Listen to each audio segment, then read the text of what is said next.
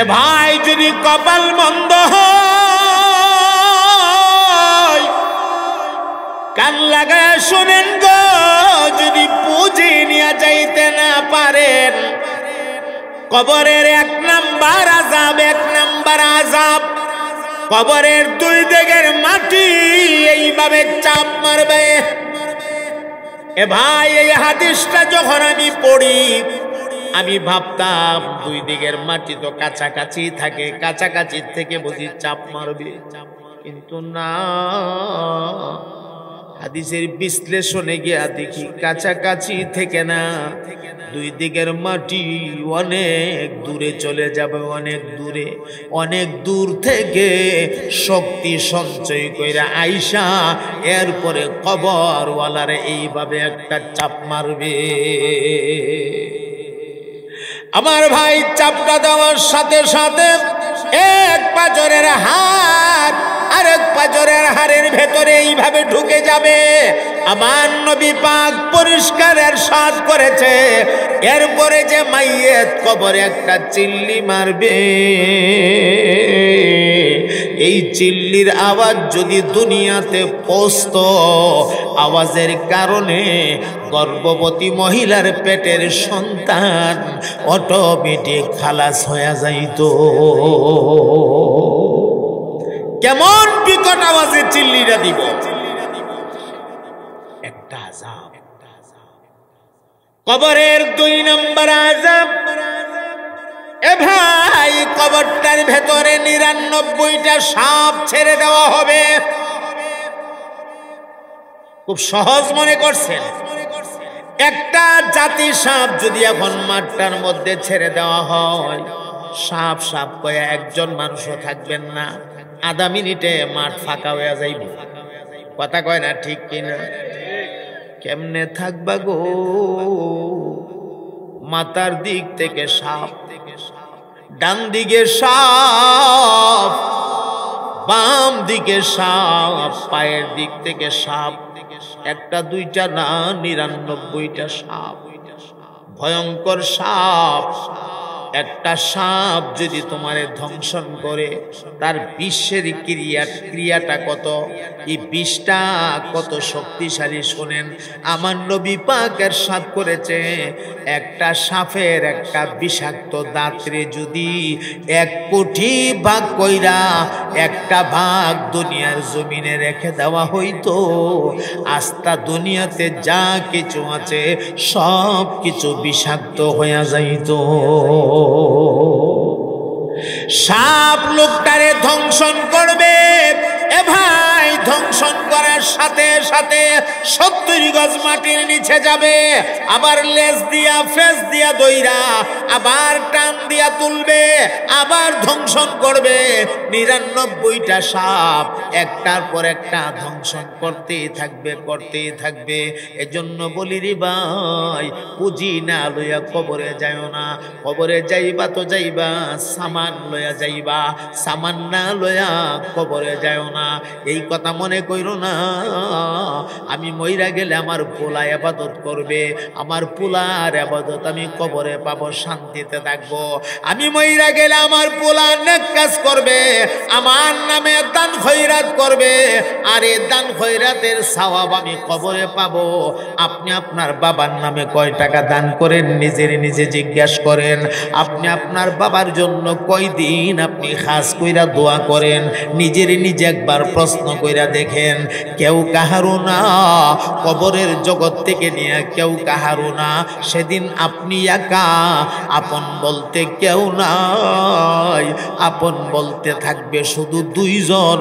একজন হলো আমার আল্লাহ, আরেকজন হলো আমার নবী মুহাম্মাদুর রাসূলুল্লাহ। পড়েন সাল্লাল্লাহু, এছাড়া আর কেউ নাই। আপন আপন করছে রে মন, আপন তোমার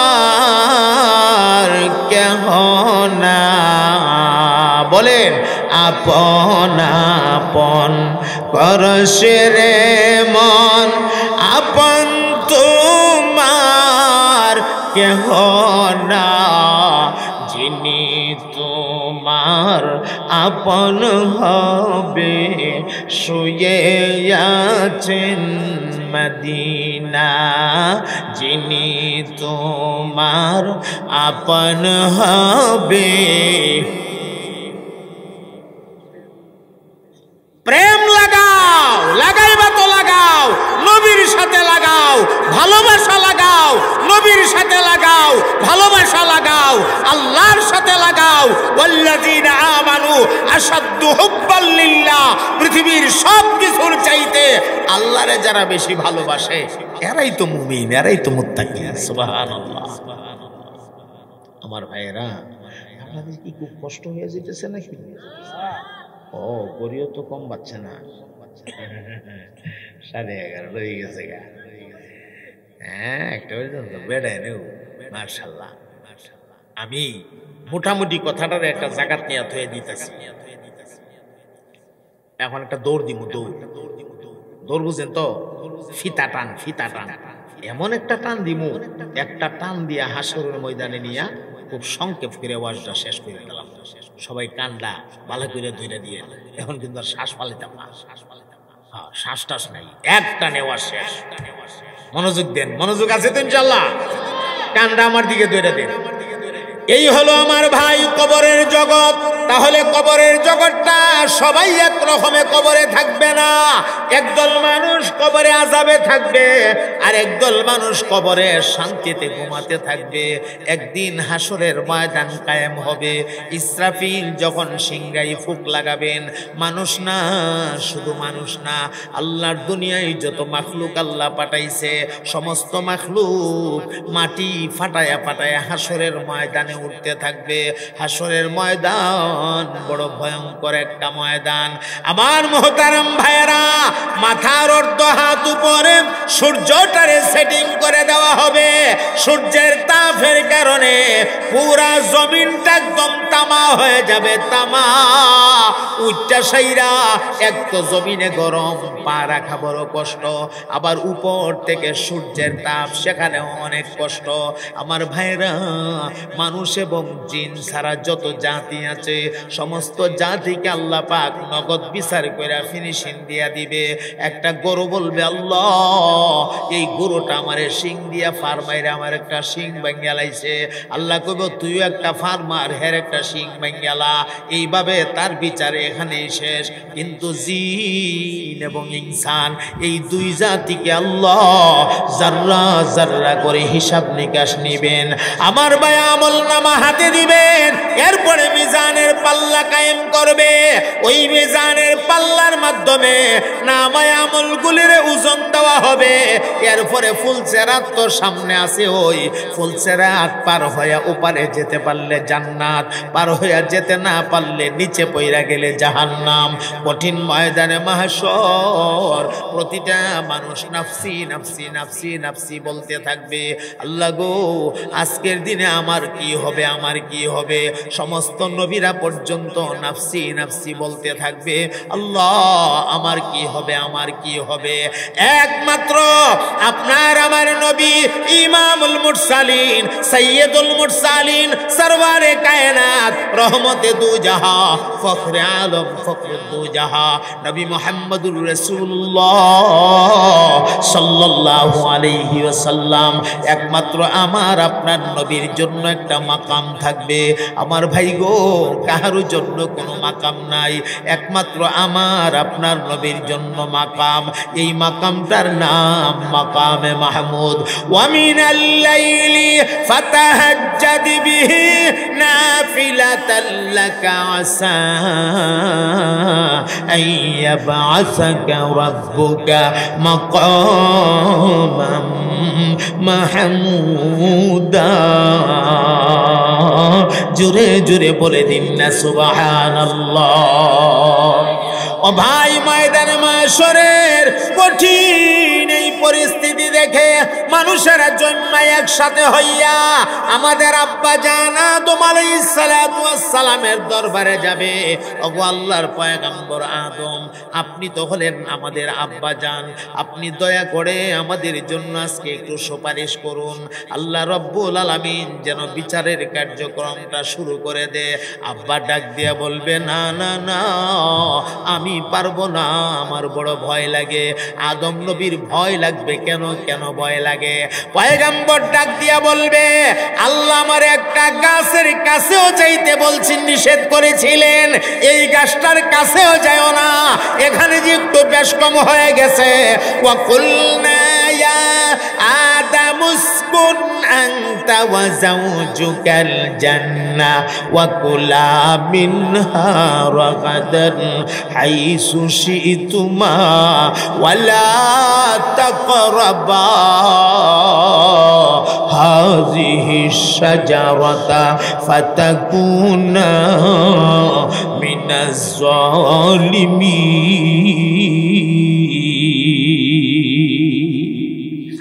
আদম আলাইহিস সালাম বলবেন, আমি পারবো না, আমার বড় ভয় লাগে।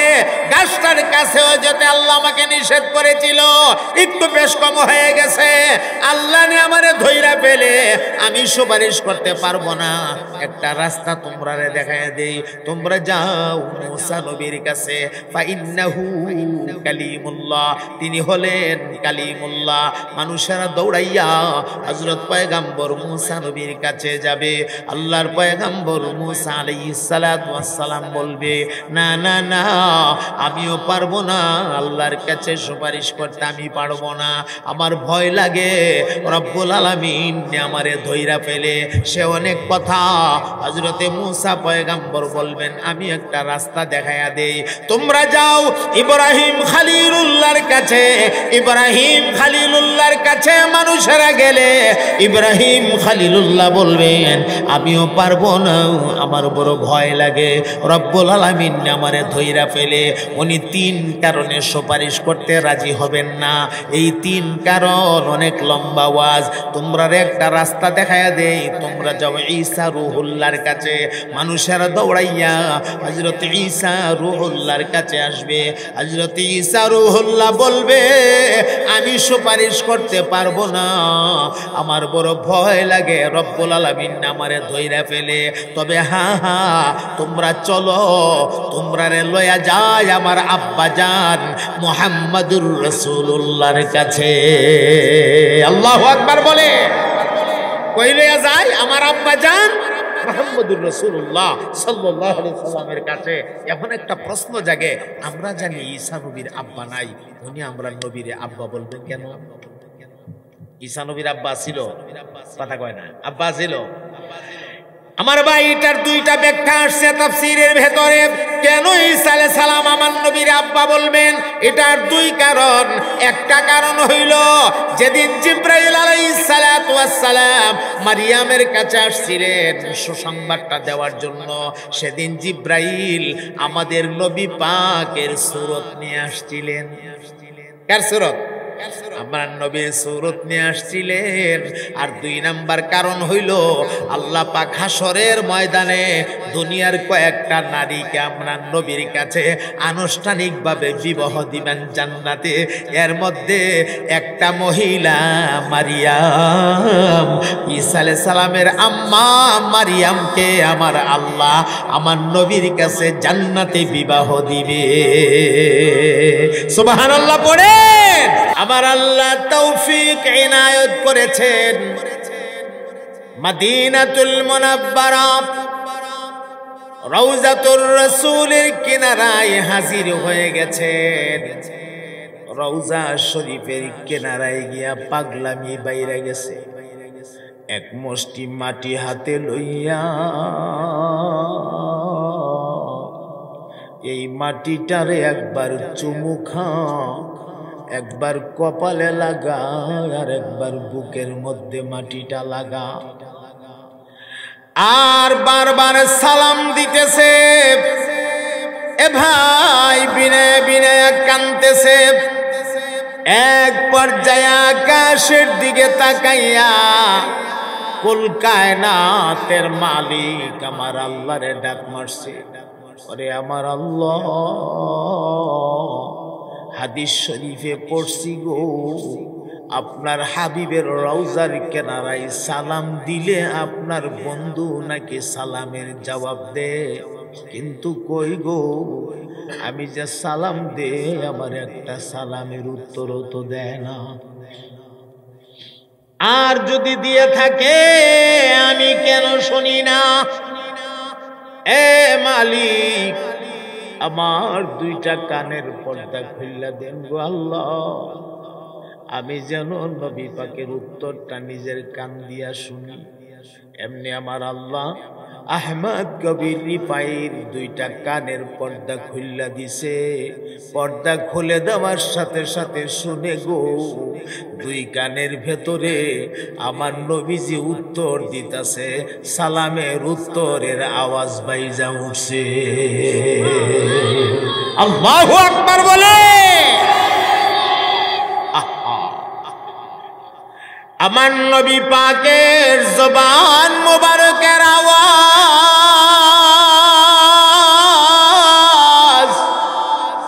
এটা কত মধুর গো, কেমনে আপনাদেরকে আমি বুঝাবো। এ দাউদ পয়গম্বর আমার আল্লাহ একটা কণ্ঠ দান করেছিলেন। পয়গম্বর দাউদ নবী কোন বৃক্ষের গোড়ায় বসে যদি জাবুর কিতাব তেলাওয়াত করতে, পাখিরা পর্যন্ত ভিড় জমায়া দাউদ নবীর জবানের তেলাওয়াত শুনতেন, এত মজা। আমার নবীর কণ্ঠ তো দাউদ নবীর কণ্ঠ না, সমস্ত নবীরারে মিলাইয়া আল্লাহ যেই পরিমাণ কণ্ঠ দান করেছিলেন, এর চাইতে লক্ষ কোটি গুণ বেশি মজার একটা কণ্ঠ আল্লাহ আমার নবী পাকরে দান করেছিলেন। আহারে, এই কারণেই তো আবু জাহাল, আবু লাহাবরা, উতবা, সাইবা, ওলীদ ইবনে মুগীরারা মানুষের কইতো, মুহাম্মদ যখন কোরআন তেলাওয়াত করে, মুহাম্মদের কাছে দিয়া তোমরা যখন যাও তখন কানের ভিতরে আঙ্গুল দিয়া রাখো, কারণ এরাও জানে মুহাম্মদ সাল্লাল্লাহু আলাইহি সাল্লামের কণ্ঠে এমন জাদু রয়েছে, কান দিয়া যদি ঢুকে কালিমা বইরে এরা মুসলমান হয়ে যেতে পারে। এ কারণে মানুষের কইতো কানো কি দে রেখো, আঙ্গুল দে রেখো, তোলা দিয়া ডিবা দে রেখো, মুহাম্মদের আওয়াজ শূন্য না। আমার মুহতারাম ভাইয়ারা, আমার নবী পাকের মধুর আওয়াজ,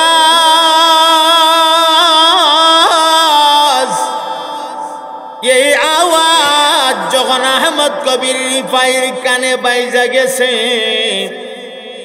আহমদ কবির রিফাইর পাগলামি আরো বাইরে গেছে। আমার নবীর কণ্ঠ যদি এত সুন্দর, কল্পনার জগতে ঢুকে গেছে, কল্পনার জগতে। আমার নবীর কণ্ঠ যদি এত সুন্দর গো, না জানি আমার নবী দেখতে কত সুন্দর। আমার নবীর দুইটা ঠোঁট মোবারক জানি কেমন সুন্দর ছিলেন।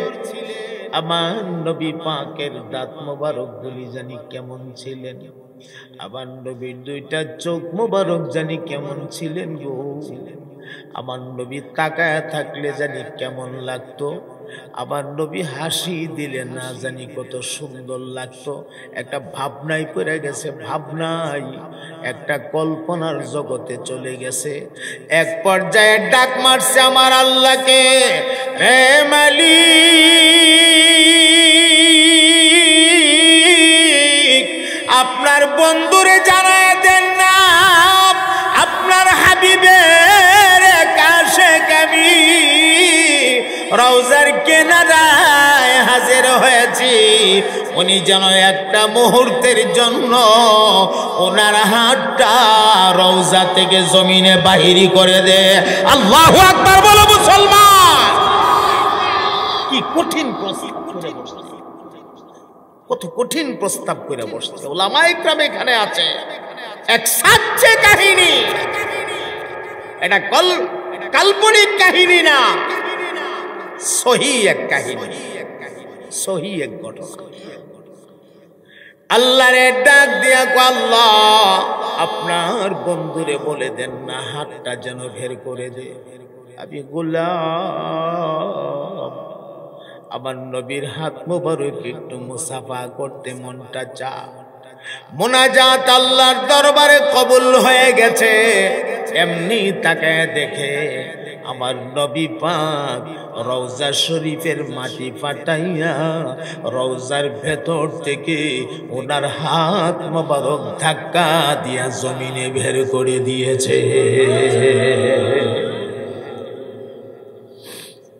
নূরে ঝলমল ঝলমল ঝলমল করতেছে হাত।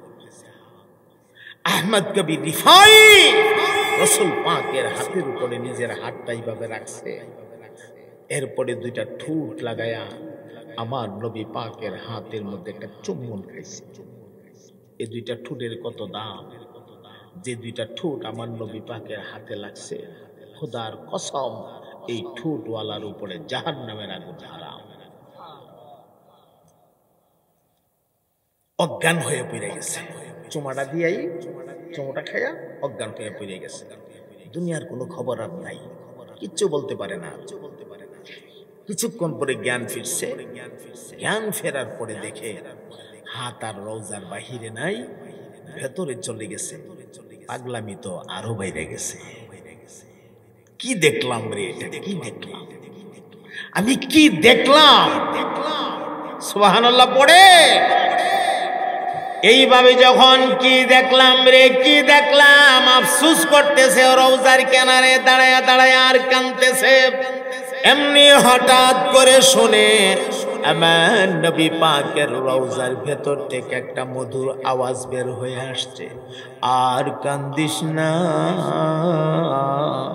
যারে পাগল যা, আমি নবী কথা দিলাম তোরে না লইয়া আল্লাহর জান্নাতে আমি যাব না।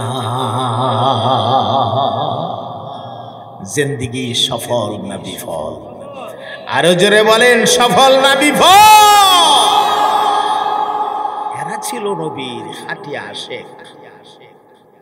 এ ভাই, আমরার মুখ দিয়া আশিক শব্দটা শোভা পায় না। এরা ছিল আসল আশিক, খাঁটি আশিক রাসূল পাকের। যেই কথাটা বলছিলাম, বড় পীর হযরত আব্দুল কাদের জিলানী রাহমাতুল্লাহ আলাইহি, যার জীবনে তাহাজ্জুদের নামাজ কাজা নাই, সুবহানাল্লাহ, উনি তাহাজ্জুদের নামাজ পড়ে বুঝা, ওনার জীবনীটা আপনারা পড়বেন, আমি পড়ছি, মজা পাইবেন, ভাল লাগবে। আমাদের আহলে হক উলামায়ে কেরাম লেখছে, বইটা খুঁজা কিনা পড়বেন। উনি তাহাজ্জুদ পড়ে পড়ে আল্লাহর কাছে কইতো, আল্লাহ আপনার বন্ধুরে যারা স্বপ্নে দেখে এদের উপরে নাকি জাহান্নাম হারাম হয়ে যা, আর আপনার বন্ধুরে যারা দেখে এরা নাকি সত্যি আপনার বন্ধুরে দেখে, শয়তান নাকি আপনার বন্ধুর সুরত নিতে পারে না। আল্লাহ আমি কেমন নালায়েক, আমি কেমন নাদান, আমি নবীর উম্মত আল্লাহ, কিন্তু নবীরে আমি দেখি না, কোন জাতির উম্মত হইলাম? কথাটা খেয়াল করে, আমি কি জাতির উম্মত হইলাম? আমি নবীর এখন পর্যন্ত দেখতাম পারলাম না। এই প্রশ্ন তো আমারও, এই প্রশ্নটা তো আপনিও করা উচিত। আমি কেমন উম্মত হইলাম রে, যে নবীর উম্মত হইলাম, কখনো নবীর একদিন দেখলাম না স্বপ্নে, আমি কি জাত উম্মত হইলাম? আমি তো কপাল পোড়া। কথা কয় না, ঠিক কিনা? হযরত আব্দুল কাদের জিলানী এইভাবে তাহাজ্জুদ পড়ে পড়ে আল্লাহর কাছে দোয়া করে।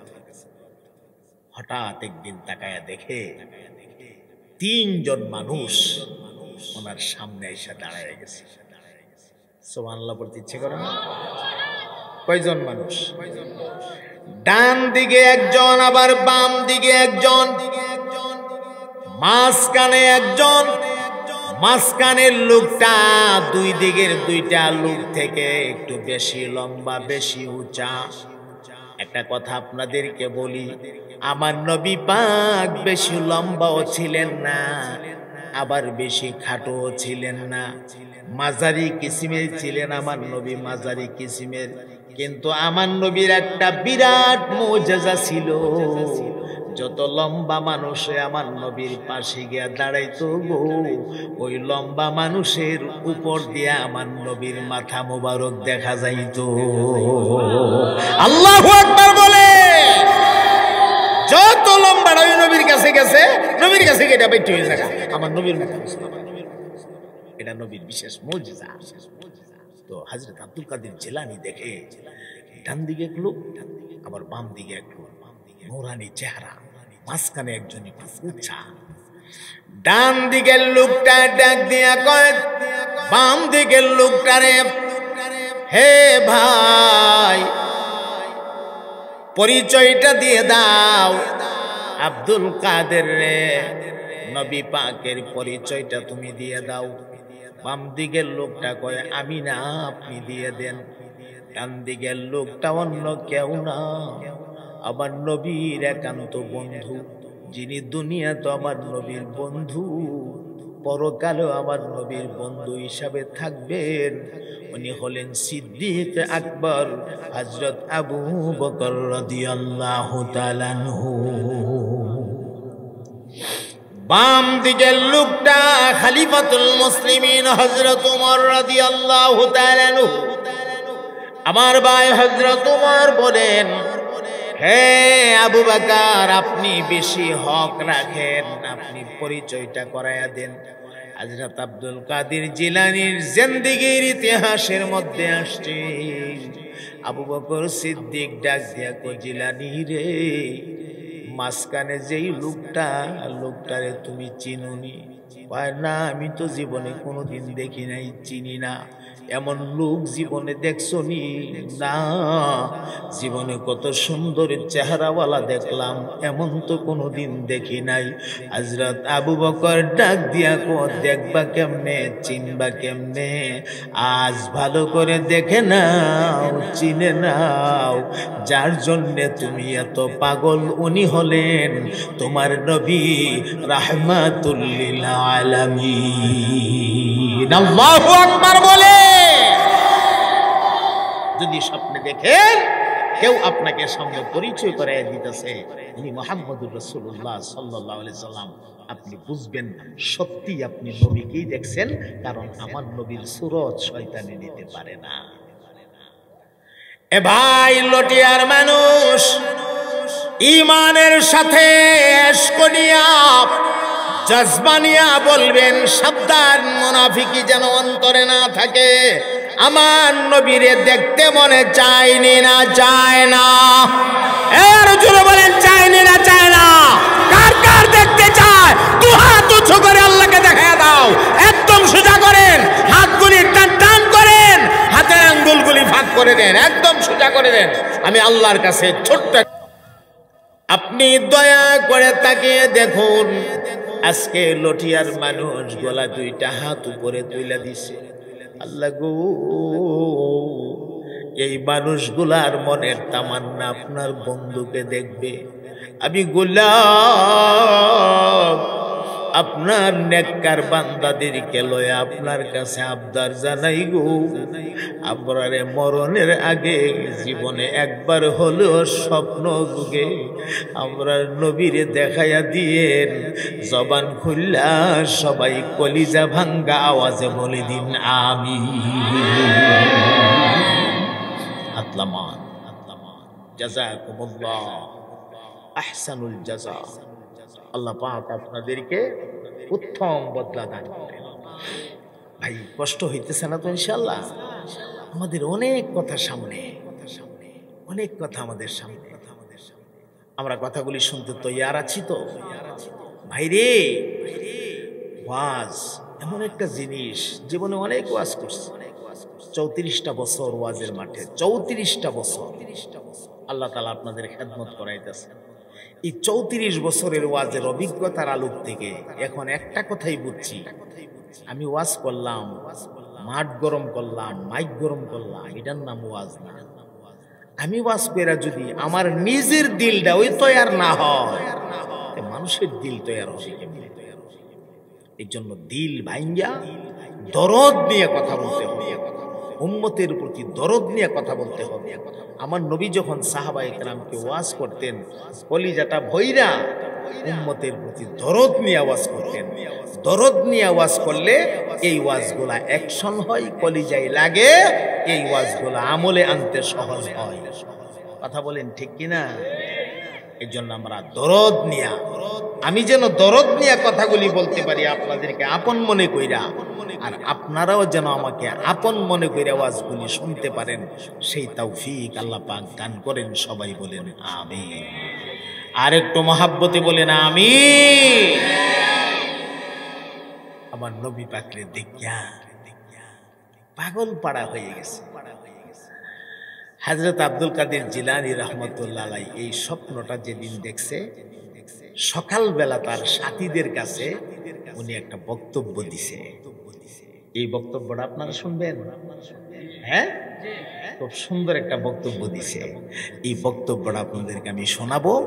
এর মাঝখানে আপনারা দিলটা তৈয়ার করেন আর কয়েক মর্তবা একটু জিকির করেন, লা ইলাহা ইল্লাল্লাহ।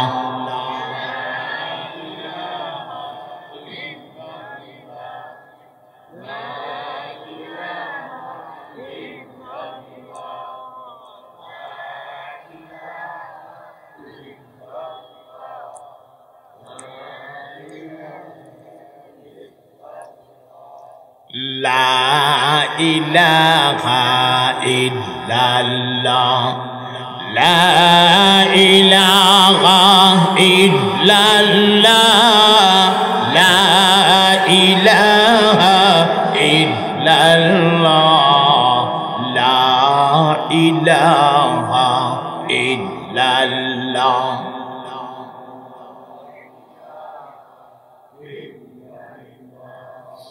লা ইলাহা ইল্লাল্লাহ,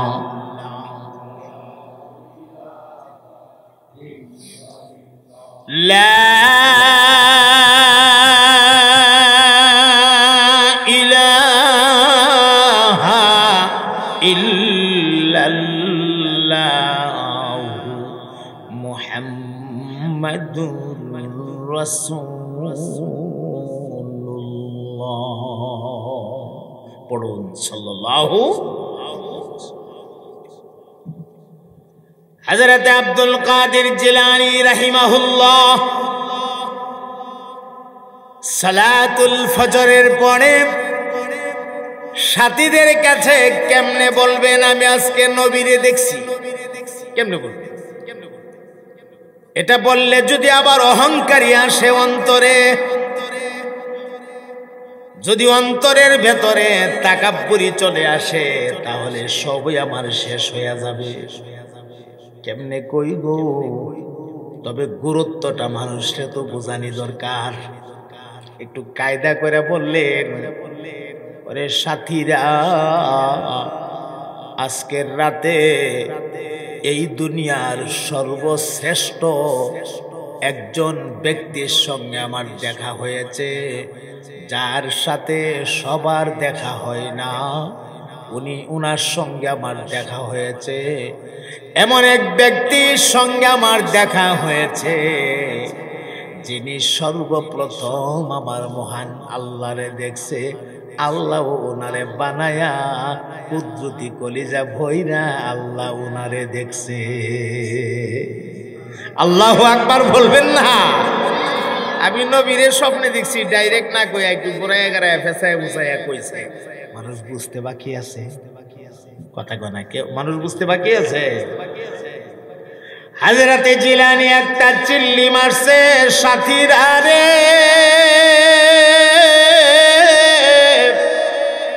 এমন সুন্দর চেহারা আমার জীবনে কোনদিন আমি দেখি নাই। আল্লাহু আকবার বলেন। আরে দেখবা কোত্থেকে? আমার নবীর চাইতে সুন্দর চেহারাওয়ালা তো আল্লাহ আমার নবীর আগেও কেউ রে বানাইছে না, আমার নবীর পরেও কিয়ামত পর্যন্ত আমার নবীর চাইতে সুন্দর আর কাউকে আল্লাহ কোনোদিন বানাবেন না। তাহলে সর্বকালের সর্বযুগের সর্বশ্রেষ্ঠ সুন্দর আমার আপনার নবী। সুবহানাল্লাহ। একটা ওয়াজ আমার মাথায় আসছে, ওয়াজটা কইরা লাই, এরপরে আমরা আমাদের তিলাওয়াতকৃত আয়াতে চলে যাব ইনশাআল্লাহ। আরে উম্মাহাতুল মুমিনিন, সারা দুনিয়ার উম্মতের মা হযরত আয়েশা রাদিয়াল্লাহু তাআলা আনহা বলেন যে আমার নবী পাক উনি যখন দাওয়াতের কাজ শেষ কইরা আমার হুজরার ভিতরে এসে ঢুকতো, আমার হুজরাটা এমন আলোকিত হয়ে যাইত, এমন ফর্সা হইতো, এমন ফর্সা হইতো, আমি আয়েশা ইচ্ছা করলে একটা সুইয়ের ছিদ্র দিয়া সুতা ঢুকাইতে পারতাম। সুবহানাল্লাহটা দুর্বল হয়ে গেছে না? আর একটু জোরে কান। একটা সুইয়ের ছিদ্র দিয়ে কি ঢুকাইতে পারতাম?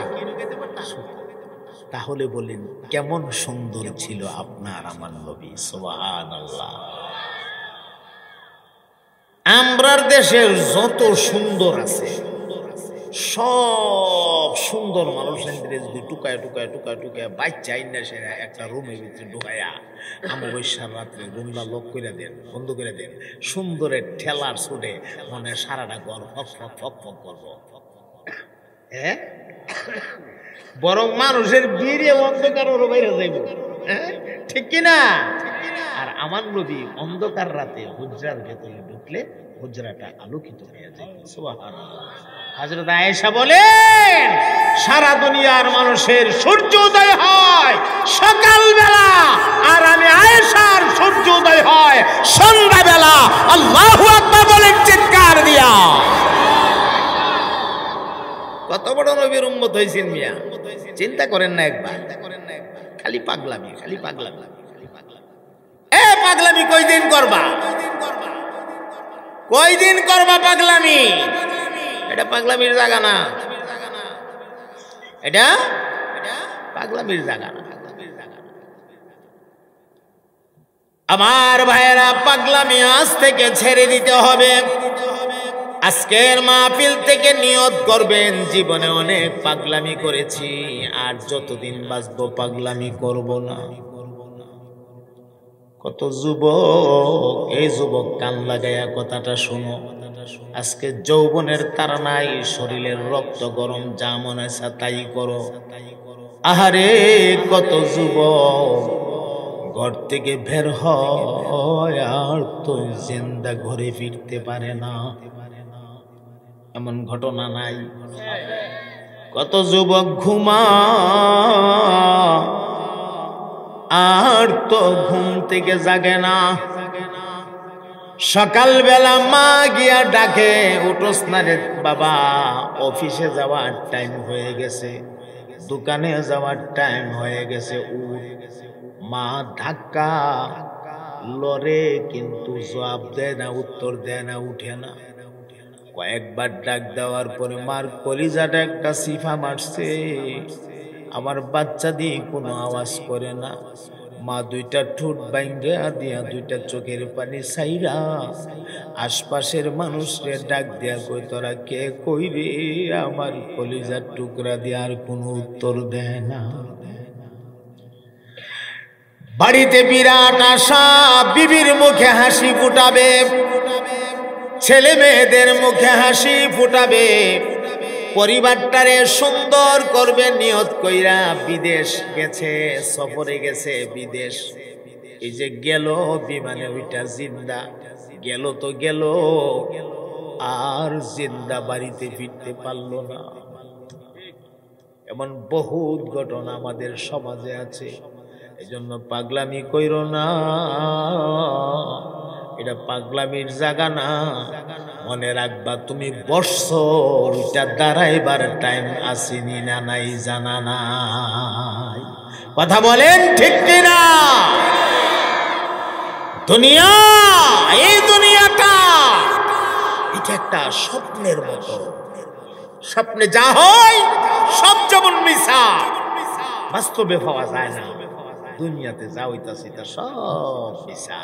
আখেরাতে গিয়া কিচ্ছু বুঝা পাইতা না, কথা কয় না। টাকা পয়সা দম দৌলত বাড়ি গাড়ি তার সাথে যাইব। মিছা মিছি কাটাইলাম জিন্দেগি, পড়েন সবাই মিছা মিছি কাটাইলাম জিন্দেগি,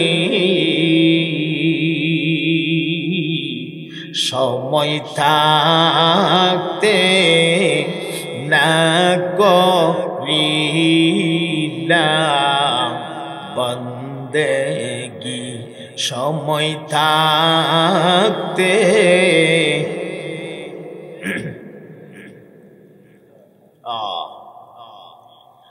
এই দুনিয়া মুসাফির খানা মুমিন জানো না, এই দুনিয়া মুসাফির খানা মুমিন জানো না, কত মানুষ আহিল গেল রহিল না, কত মানুষ আহিল গেল। তুমি যদি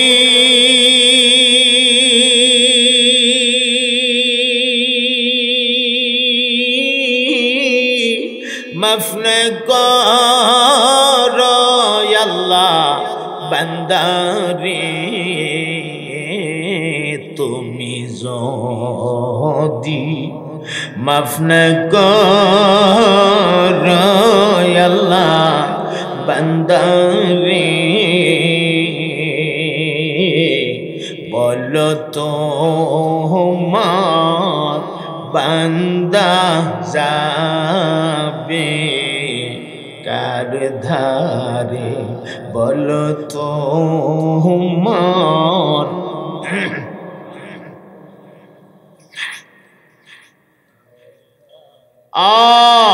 মিছা মিছি কাটাইলাম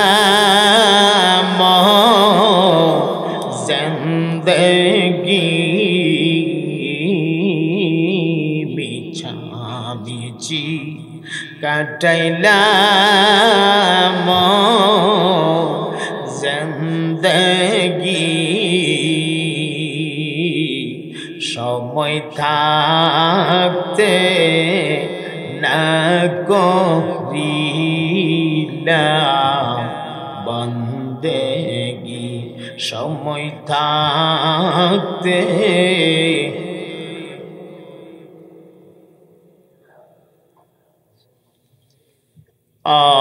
এই জন্য ভাই সময় থাকতে রব্বুল আলামিনকে চিনতে হবে। হ্যাঁ, সময় চলে গেলে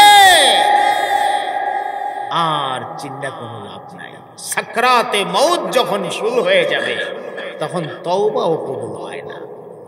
এ পর্যন্ত আমরা হযরত বড় পীর আব্দুল কাদের জিলানী রাহমাতুল্লাহ আলাইহির জিন্দেগি সহ আমাদের নবী পাকের জীবনের কিছু কথা, রাসূল পাকের সৌন্দর্য নিয়ে কিছু কথা আমরা শুনলাম। এক্ষণে আমরা আমাদের আয়াতে কারিমা যে আয়াত তেলাওয়াত করেছি, আয়াতের আলোচনা শুরু করব। বলেন ইনশাআল্লাহ। সবাই তৈয়ার তো? তাহলে ওয়াজটা মাত্র এখন শুরু হইতাছে, ঠিক কিনা? তৈয়ার তো সবাই ইনশাআল্লাহ? সবাই পড়েন আমার সাথে, আউযু বিল্লাহি মিনাশ শাইতানির রাজীম, বিসমিল্লাহির রহমানির রহিম, আল ইয়াওমা নাখতিমু আলা আফওয়াহিহিম وتكلمنا أيديهم وتشهد أرجلهم بما كانوا يكسبون صدق الله العظيم এখন শুনেন আয়াতের তরজমা আল্লাহ পাক বলছেন এমনই দিন আসবে যেদিন মানুষের মুখ বন্ধ করে দেওয়া হবে বুঝতেছেন কথা কি বন্ধ করে দেওয়া হবে মুখ মুখ দিয়ে আমরা কি কই কথা বলি হ্যাঁ আল্লাহ মুখটা বন্ধ করে দিবে আরে মুখটা বন্ধ করে দিবে কারণ আছে না নাই মুখ বন্ধ ওয়াতাশহাদু اليوم نختم على أفواههم وتكلمنا أيديهم হাতে কথা বলবে কিসে কথা বলবে কথা কয় না কিসে কথা বলবে হাতে আবার কথা কয় কিন্তু আল্লাহ হাত দিয়ে কথা বলাইতে পারেনি না পারে না আরো জোরে বলেন পারেনি না পারে না ওয়াতাশহাদু আরজুলুহুম আল্লাহ পায়ের জবান খুলে দিবে পায়ে কথা বলবে আয়াতে দুইটা অঙ্গের কথা বলা হয়েছে তাফসীরের ভেতরে আসছে শরীরে যতটা অঙ্গ আছে মুখ বাদে সব অঙ্গর জবান আল্লাহ খুলে দিবে এরা কথা কইব কেরে এরা কথা কইতো কথা তো মুখে কইব হাতে কথা কইতো কেরে ফায়ে কথা কইব কেরে চোখে কথা কইব কেরে কানে কথা কইব কেরে এরা কইতো কেরে কারণ আসেনি কারণটা শুনেন আমল নামা যখন এদের হাতে দেওয়া হবে আমল নামা 3 সূরতে দেওয়া হবে বলেন কয় সূরতে আরো জোরে কোন কয় সূরতে 3 সূরতে আমল নামা দেওয়া হবে 1 ডান হাতে 2 বাম হাতে 3 বাম হাতটা বুকটা সিরা ফিসেদা টান্দা নিয়ে বাইর করবো বাইর করে ফিসেদা দিব এরপরে আল্লাহ একটা অর্ডার করব আমল নামা বন্টন শেষ আমল নামা মানে যার যার কর্মের একটা বই তৈরি হবে একটা কিতাব তৈরি হবে কিতাব এটা প্রত্যেকের হাতে দেওয়া হবে এটা আমিও পাবো আপনিও পাইবেন কই সুরতে এরপর আল্লাহ একটা অর্ডার اقرأ كتابك كفى بنفسك اليوم عليك حسيبا আল্লাহ পাক বলবেন ইকরা কিতাবাকা পড়ো তুমি তোমার কিতাব পড়ো তোমার কিতাব পড়ো কিতাবের মালিক তুমি পড়ো কাফা বিনাফসিকাল ইয়াউমা আলাইকা হাসিবা আজকের দিনে তোমার হিসাব করার জন্য তুমি নিজেই যথেষ্ট আর একজনের হিসাব মিলাইয়া দেওয়া লাগতো না তুমি নিজেই হিসাব মিলাইতে পারবা তুমি কি বেহেশতে যাইবা না তুমি জাহান্নামে যাইবা তোমারটা তুমি বাইল করতে পারবা আর একজন কয়ে দেওয়া লাগতো না আমল নামাটা পড়ো এখন ডান হাতে যারা পাইছে এরাও পড়বো বাম হাতে যারা পাইছে এরাও পড়বো ডাইন বামে কিছু বেশ কম আছে আমল নামা আর যারা বুক ফাইরা ফিসেদা হয়েছে এরা কেমনে পড়বো কেল্লা যাইতো না এরা কইব আল্লাহ আমরা দেখি না আল্লাহ জাহান্নামের হাসরের মাঠের নির্ধারিত দারোগাদেরকে অর্ডার করবে এদের গাটটা মূর্ছা দিয়া বাইঙ্গা চেহারাটা পেছন দিকে ফিরে দাও গাটটা যখন আমাদের মূর্ছাটা ভেঙে লাগবো তখন মনে হয় খুব আরাম লাগবো না দেখেন অবস্থাটা দেখেন গাটটা মূর্ছাটা ভাঙ্গে ফিসের দিকে ফিরে দেওয়ার পরেও এরা দুনিয়া তো করছই না ফরমানি হাসরের মাঠে আমল নামাটা ফইরা সারে কইব আল্লাহ এই গুনাহটা তো আমি করছি না এই গুনাহটা আমার আমল নামাত কেড়ে আইলো কেল্লি গাইলো অথচ আল্লাহর ঘোষণা কি মালি হাযাল কিতাব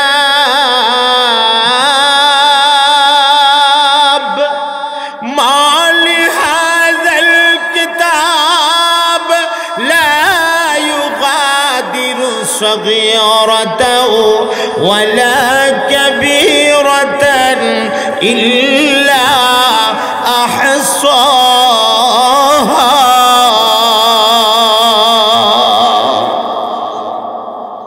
নামা পইরা পইরা প্রত্যেকে বলবে এই কিতাবের কি শান, ছোট গুনাহও ছাড়ে নাই, বড় গুনাহও ছাড়ে নাই, ছোট নেকও ছাড়ে নাই, বড় নেকও ছাড়ে নাই, সব জাররা জাররা করে উঠাইয়া রাখছে। এই কিতাবের কি শান, সুবহানাল্লাহ।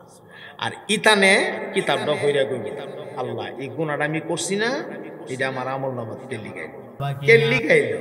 আল্লাহ কে লিখাইলো? কেনে মুগ্ধা যখন কথা কইতাছস তোর ঠুটলাইন বন্ধ করে দিলাম, শেষ, মুখ বন্ধ। মুখ বন্ধর কারণ বুঝতেছেন তো? এখন তার হাতে কইব আল্লাহ এই গুনাহটা আমি হাত দিয়া করছে, চোখে কইব আল্লাহ আমারে দিয়া দেখিয়া গুনাহটা করছে, কানে কইবে আল্লাহ আমারে দিয়া শূন্যা এই গুনাহটা করছে, পায়ে কইবে আল্লাহ গুনাহটা করবার লাগে আমারে দিয়া হাইটটা গেছে। কথাটা বুঝতেছেন? আমার ভাই হাদিসের আয়াতের ব্যাখ্যার মধ্যে আসছে, তাফসীরের ভেতরে যেই জায়গাটার মধ্যে গুনাহটা করছে এই জায়গাটারে পর্যন্ত আল্লাহ হাজির করবে। এই জায়গার যদি কোনো একটা বৃক্ষ থাকে, গাছ থাকে, সাক্ষী হিসাবে এই গাছটারে পর্যন্ত আল্লাহ হাজির করবে। আসেনি আমরা সমাজে কিছু বলাবা গভীর রাতে গাছের মধ্যে ধাক্কা দিয়া লাগাইয়া টেলিফোনে প্রেমিকের সাথে কথা কয়, কথা কয় না করে, এই জন বেড়াইন তোমরা ধরে লিছু গেলাম উত্তর দিও। রাত গভীর হয়ে গেছে গা, খারুয়া কত থাকবো, ঠেঙ্গো ধরে গা, গাছের মধ্যে ডেক্কা দা খারুয়া হইয়া প্রেমিকার সাথে কথা। এত আর জানে না হের সব কথা যে গাছে রেকর্ড করে লিখতেছে, এই গাছ তো হের সাক্ষী হয়ে যেতেছে না। কথা কয় না, ঠিক কিনা? এই গাছটারে, এই গাছটা ওই যুবক একদিন তোমার বিরুদ্ধে আল্লাহর সামনে গিয়া সাক্ষী দিবে। এই জন্য গুনাহ করতে খুব সাবধান, জবান বন্ধ করে আল্লাহ সবকিছুর সাক্ষী বানাইয়া ফেলেছে। উপায় নাই, সেই দিন আমাদের সামনে আসেনি না নাই? আরো জোরে বলেন আসেনি না নাই? এই জগৎটা শুরু হবে কবর থেকে। বলেন এই জগৎটা শুরু হবে কই থেকে? কবরটা হইল আখিরাতের আউয়াল মানজিল, প্রথম মানজিল, প্রথম স্টেশন, প্রথম ঘাঁটি। এখান থেকে শুরু হবে পরকালের জগৎ। আর এখান থেকে আমি ওয়াজটা কইরা আপনাদেরকে লইয়া হাসরের মাঠ পর্যন্ত যাব ইনশাল্লাহ। হাসরের মাঠ থেকে জান্নাতে অথবা জাহান্নামে দুই দিক বন্টন হবে। আবার এক দলের জায়গা আপনার আরাফে হবে। এই কথাগুলি বলতে কিছুটা সময় লাগবে, বিস্তারিত যদি নাও বলি, মোটামুটিও যদি বলি সময় লাগবে। আমার সাথে আপনারা আছেন তো ইনশাআল্লাহ? কবর, আখিরাতের প্রথম স্টেশন কবর। কবর খুব শান্তির জায়গা, শান্তির জায়গা না? না কইেন না মিয়া, কবর শান্তির জায়গা। কবর শান্তি নাই কথা কইেন না। যদি কবরে সামান নিয়ে যাইতে পারেন, সামান, এই যে আমার ভাই ফকির সাহেব কবরের সামান তৈরি করে লইতেছে, বৎসরে একটা মাহফিল দিয়া আপনাদেরকে আইনা দিনের কথা শোনাইয়া কবরের সামান মানে লইতেছে। মারহাবা বলবেন না? আরো জোরে বলেন মারহাবা। কবরের সামান নিয়ে যদি কবরে যাওয়া যায়, জান্নাত থেকে জান্নাতি বিছানা বিছিয়ে দেওয়া হবে, জান্নাতি রেশমি চাদর দেওয়া হবে, জান্নাত থেকে কিরখি বানায় দিব। কিরখি বুঝেননি? জানালা একটা খুললে দিব। এই জানালা দিয়া জান্নাতের সুঘ্রাণযুক্ত বাতাস আসতে থাকবে, আর দিব্যি আরামে আল্লাহর বান্দা ঘুমাইতে থাকবে। আর জোরে গান সুবহানাল্লাহ। একদিন উঠব। কোন দিন উঠব? ইসরাফিল যেদিন সিংগাই ফু দিব। ইসরাফিল যেদিন সিংগাই ফু দিব। এটা ঘটনাটা কি? এটা সংক্ষেপে একটু বুঝাই।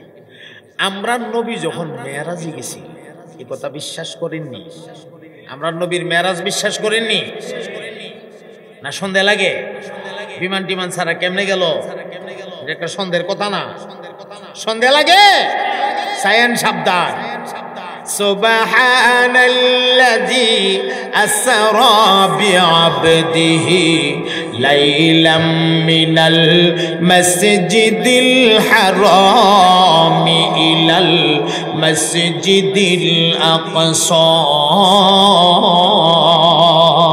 আল্লাযী বারাকনা হাওলাহু লিনুরিয়াহু মিন আয়াতিনা ইন্নাহু হুয়াস সামিউল বাসীর। এই আয়াত প্রমাণ করেছে আমার নবী পাকের মেরাজের ঘটনা। তাহলে চিল্লায়া বলেন আমার নবীর মেরাজ সত্য না মিথ্যা? আরো জোরে বলেন সত্য না মিথ্যা? কোন সন্দেহ?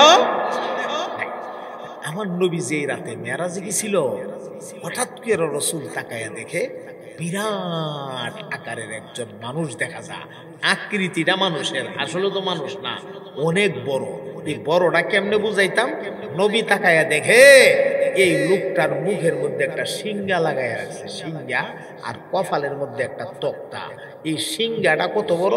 সিংহাটার ব্যাখ্যা দেওয়া হয়েছে, পৃথিবীতে যেই পরিমাণ মাখলুক আছে এই সিংহাটার মধ্যে এই পরিমাণ ছিদ্র আছে, আর এক একটা ছিদ্র একটা দুনিয়ার সমান এরিয়া লয়া লয়া।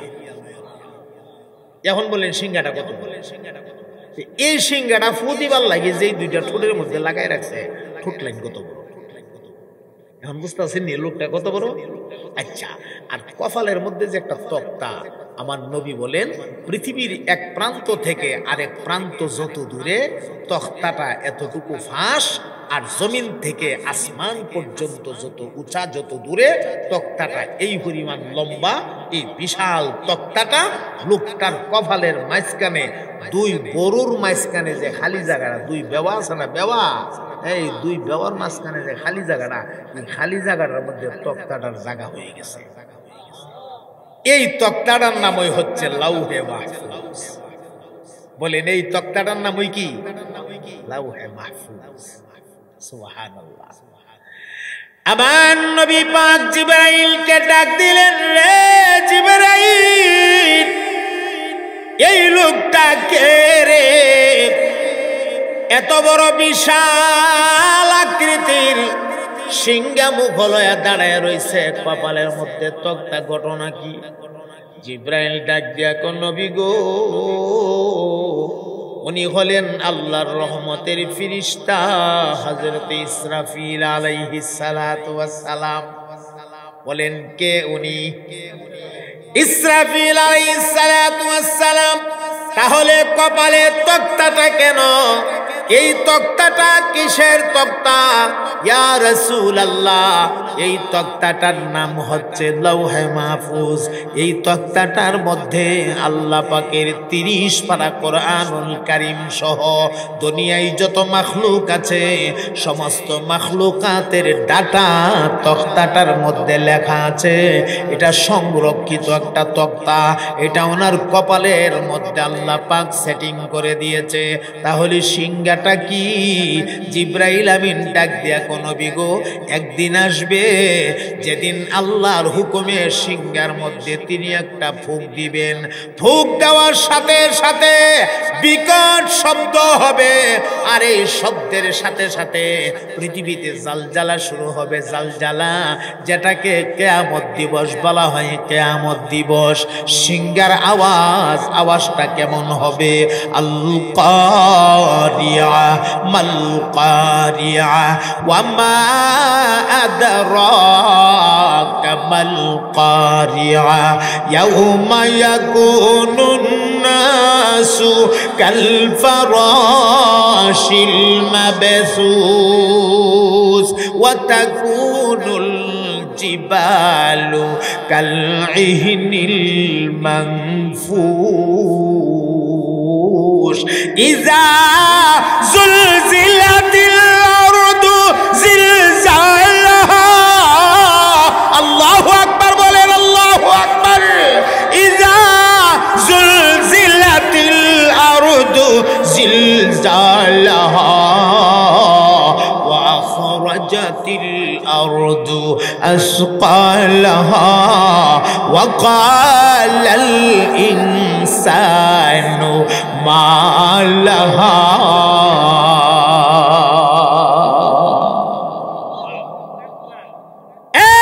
বিকট শব্দ, আল্লাহ বলে আল কারিয়া, বিকট শব্দ। আল কারিয়া কি সেই বিকট শব্দ নবী গো জানেন আপনি? আল্লাহ নিজেই ব্যাখ্যা করে বলেন ওয়ামা আদরাকা মাল কারিয়া ইয়াউমা ইয়াকুনুন নাসু কাল ফারাশিল মাবসুস। এই বিকট শব্দটা যখন শুরু হবে তখন মানুষেরা পঙ্গপালের ন্যায় তারা পাগলের মতো হয়ে দৌড়াদৌড়ি শুরু করবে। পঙ্গপাল যেমন ওই যে আপনার বেঙ্গল আছে না, এটার আপনারা কি কোন জানি না, বলা বা মধুপোকা, এটা বুঝেন তো? এটার চাকের মধ্যে ধোঁয়া লাগাই দিলে বা আগুন লাগাই দিলে এরা যেমন এলোমেলো ছোটাছুটি করে, মানুষেরা সেদিন এইভাবে আওয়াজ হওয়ার পরে কি আওয়াজ হইল রে, কি হইল রে, মানুষ শব্দে ভীত সন্ত্রস্ত হইয়া এইভাবে এলোমেলো দৌড়াদৌড়ি শুরু করবে। আর জমিনের মধ্যে জালজালা শুরু হবে, ভূমিকম্প শুরু হবে, জমিনের খনিজ সম্পদগুলা আপনি আপনি জমিনে বাহির করে দিবে। আমার মোহতারাম ভাইয়েরা, এমত অবস্থায় জমিন বড় বড় ফাটা মারবে। যেই দিনটারে কিয়ামত দিবস বলা হয়, এটা আলাদা একটা বিষয়, এটার আলোচনাও আলাদা। এই বিষয়ে আমার আলোচনা উদ্দেশ্য না, উদ্দেশ্য আমার ভাই সিংহা মুখে, নাম কি ওনার? ইসরাফিল আলাইহিস সালাম। আচ্ছা, এখন আসেন আমার মুহতারাম ভাইয়েরা, ওই সিংহায় ফুঁক দেওয়ার আগ পর্যন্ত একদল মানুষ কবরে দিব্যি আরামে ঘুমায়া থাকবে। হযরত ইসরাফিল যখন সিংহাটার মধ্যে ফু দিব, এরা চোখটা কসলায় উঠবো আর কইবে আরে খালি গুমরা লাগছি এমনি ডাকটা মারছে। অথচ হাজার হাজার বছর ঘুমাইয়া গেছে গা। কত বছর ঘুমাইছে? এটা যদি কপালটা বালা থাকে, যদি ফুজিটা লইয়া কবরে যাইতে পারে, ঘুমে ধরতেছে আপনাদের। আর যদি কপাল পোড়া হয়, যদি কপাল মন্দ হয়, কবরের সামান লয়া যদি কবরে যাইতে না পারে রে ভাই, কবর বড় ভয়ঙ্কর ঘর। আমার নবী যখন রাস্তা দিয়া হাঁটতেন, মাঝে মাঝে আমার নবীর দুইটা চোখ দিয়া পানি বের হইয়া, গাল ভিজে ভিজে, দাড়ি ভিজে ভিজে পানির ফোঁটাগুলি টপ টপায়া জমিনে পড়তেন। সাহাবীরা ডাক দিতেন, নবী গো আপনি কেন কান্দেন? কান্নার কারণ কি? আমার নবী তখন জবাবে বলতেন, রে সাহাবীরা, আমি নবী যা জানি তোমরা তা জানো না, আমি নবী যা দেখি তোমরা তা দেখো না। আমার সামনে কবর আছে, আর কবরে মুর্দারের সাথে কোন ধরনের আচরণ হইতেছে আমি নবী সব দেখতেছি। এই কারণে আমি রাসূল আমার চোখের পানিগুলিরে ধরে রাখতে পারি না।